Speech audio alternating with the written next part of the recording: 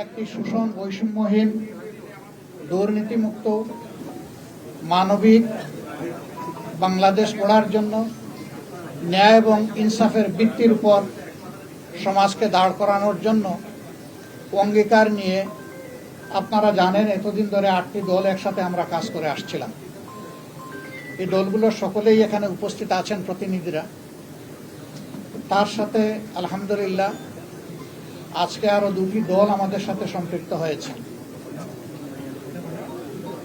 জনাব কর্নেল অলি আহমদ বীর বিক্রমের নেতৃত্বে এলডিপি এবং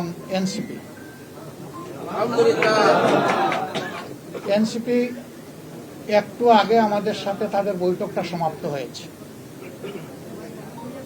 তারা এই বৈঠকে আসার সময় এবং সুযোগটা পাননি।